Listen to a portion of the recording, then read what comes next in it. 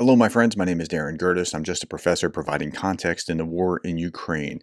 Here are your four big stories for today. Yesterday, I talked about 21 stories. I was like, wow, I really need to talk about all of these things. And that's what I sift through on a daily basis, trying to get you down to three or four big stories. But today, the big stories just kind of emerged. Okay, it was very clear. Putin has increased the size of the Russian army by 180,000 people to 2,389,130. Of those, they're not all soldiers. 1,500,000 are servicemen. The others are support kind of personnel. Okay, so that's a big story because this is the first increase in a while. Today, Putin increased the military size for the third time since 2022, says Dara Masakot.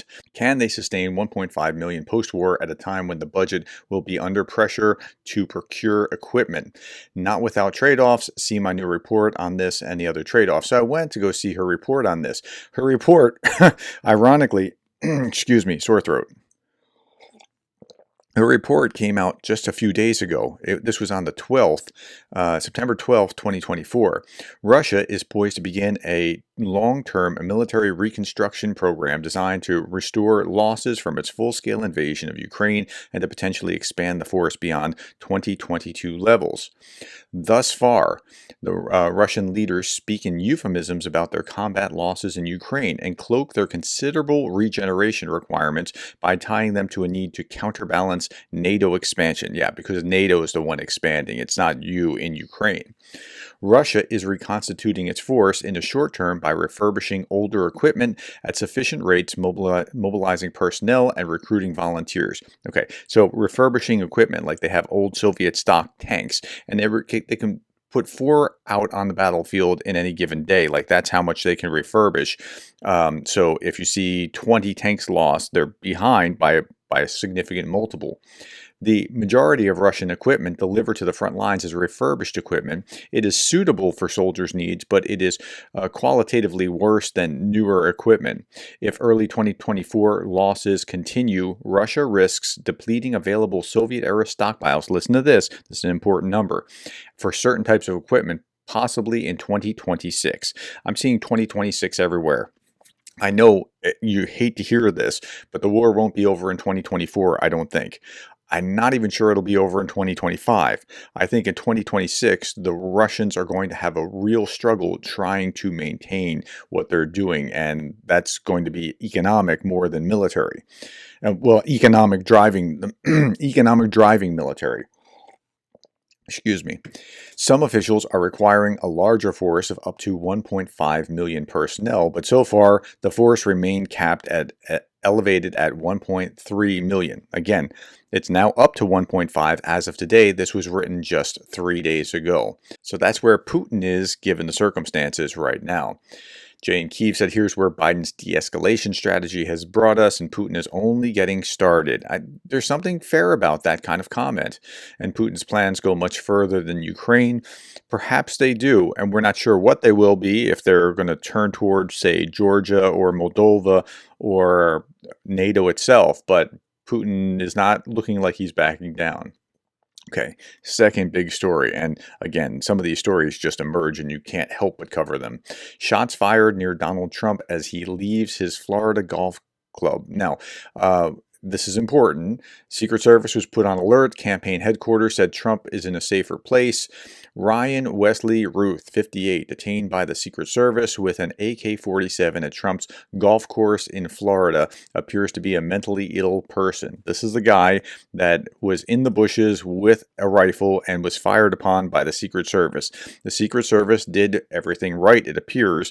They got this guy before he could get at Trump.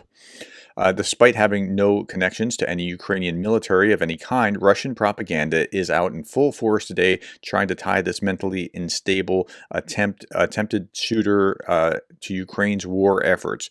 RT, would-be Trump assassin, obsessed with Ukraine. Now, was he interested in Ukraine? Absolutely. He's even been to Ukraine. CNN, and I don't generally use Visegrad as a source, but this is adding a little context. CNN falsely claims that Trump shooter had been fighting in Ukraine. He was not fighting in Ukraine.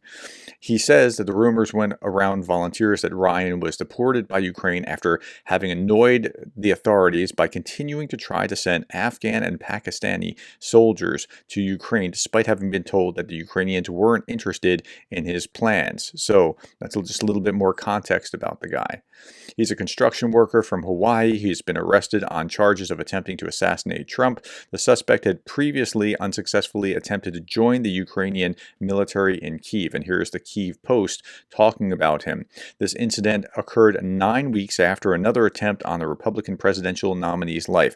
Does that seem like 9 weeks ago? It seems like a lot longer than just 9 weeks ago.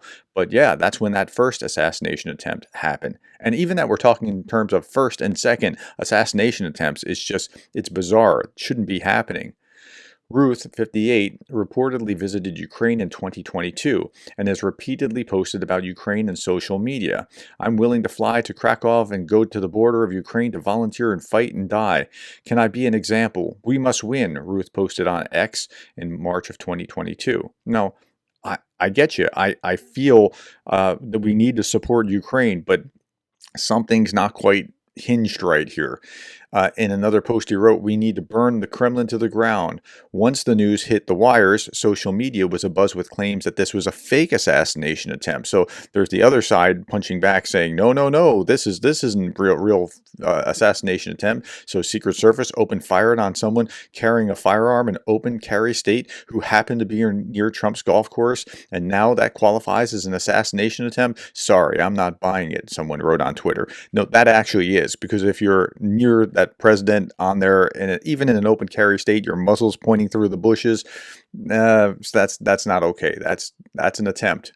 Okay.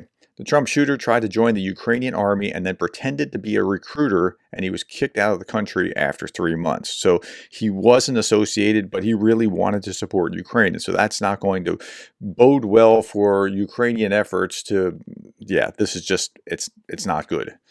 Zelensky reacted to the shooting near Trump, said, quote, best wishes to him and his family. It is good that the suspect in the attempted assassination was quickly arrested. Our principle is that the rule of law is paramount and political violence has no place anywhere in the world. We sincerely hope that everyone will be safe, President Zelensky said.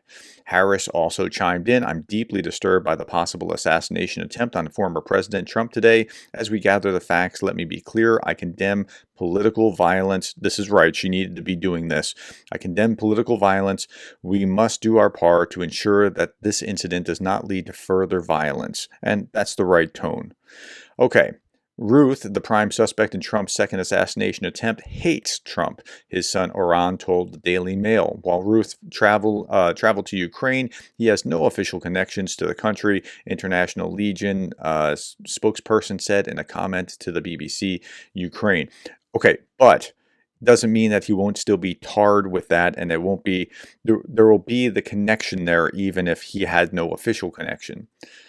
Vlad Vexler posted this yesterday morning before this happened. And I thought, spot on, Vlad, and not even knowing about what was happening here. Speaking as though our domestic political issues are utterly existential makes them more existential because it encourages all parties to treat their political opponents as enemies, right? You gotta knock off the rhetoric of, he's going to destroy democracy, there'll never be an election again. That's not helping anyone. Call him weird if you want to. That's fine. Say what you want to say about his policy positions, but when you do that sort of thing, it creates nut jobs like this who are going to do what they do. Okay. I wonder what would happen, this is Dmitry Medvedev, if it turned out that the failed new Trump shooter Routh, who recruited mercenaries for the Ukrainian army, was himself hired by the neo-Nazi regime in Kyiv for this assassination attempt. That's the stupidest thing that I've ever heard. That would be the worst possible backfire for Ukraine if that was the case. But it's not the case. It's pure speculation. And it's just in some kind of Orwellian la-la land. Speaking of Orwell, this is Lavrov talking about George Orwell. Listen to this quote, and this is the most Orwellian quote imaginable. George Orwell had a very rich imagination and historical foresight, but even he could not imagine what a totalitarian state would look like. He described some of its contours, but he could not penetrate into the depths of totalitarianism we are now witnessing with the so-called rules-based order. He's saying that it is the rules-based international order that's the Orwellian thing, not what Russia's doing with the smoke and mirrors and the lies and redirecting. Meanwhile, Russian propagandist Simony, who hasn't appeared in public for months, describes a Russian journalist. She says they are the ones that tell the truth. Talk about Orwellian. Okay. Last little bit here. The head of Ukraine's main intelligence directorate, Kirill Budanov, stated that Russia aims to end the war against Ukraine by the end of 2025 or 2026 with a victory because they're facing serious economic problems. I talked about this yesterday. There's two things I want to say. That 2026, where Russia hits the economic difficulties, keeps coming up. I see it again and again and again. Lately, it's just... So the war could end before then, but I think that's when it's going to hit critical conditions for Russia, right? So 2026 is what I keep seeing. By the way, I wanted to bring this up because yesterday I misspoke in this video where I was talking about the 21 stories. I was going so rapidly. Somebody calculated it was 35 seconds per story, which is pretty quick even for me. But I said that Budanov was the Russian intelligence guy, and I meant to say Ukrainian intelligence guy. But wouldn't that be amazing if he could just be in charge of Russian intelligence for a day and what he could mess with? Just a thought. Okay, that's all that I have. Thank you for your time. Thank you for the likes, the shares, the subscribes, and thank you for being the kind of person that cares about Ukraine.